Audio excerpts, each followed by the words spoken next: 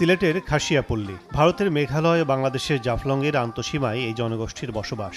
রয়েছে ভিন্ন সংস্কৃতির মনোমুগ্ধকর আবহ।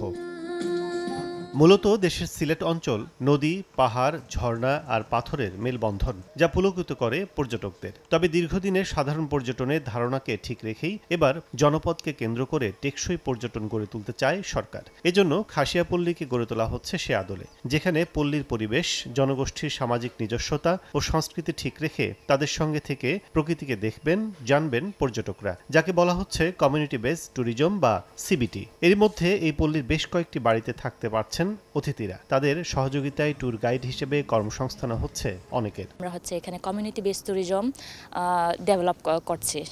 সেখানে মূলত আমরা খাসিয়াদের পরিবারের সাথে যে অথেন্টিক যে পরিবেশ, যে এক্সপেরিয়েন্স, এটা পর্যটকরা কিভাবে নেবে সেটাকে কেন্দ্র করেই আমরা মূলত হোমস্টে ব্যবস্থা করেছি।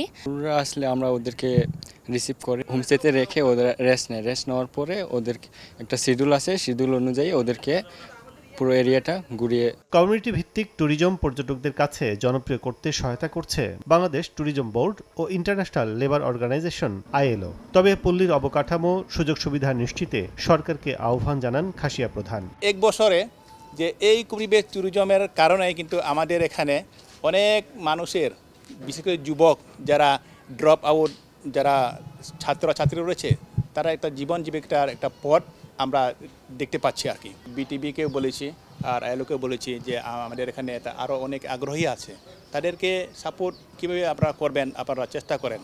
কিন্তু তারা তো নিজে থেকে তো সাপোর্ট করতে পারবে না, আর্থিকের ব্যাপার আছে, হ্যাঁ, তারপরে ট্রেনিংয়ের ব্যাপার আছে। এবং ILO, BTB, Bangladesh tourism board যদি ব্যবস্থা সহায়তা না করে তাহলে এরা তো এগিয়ে আসতে পারবে না।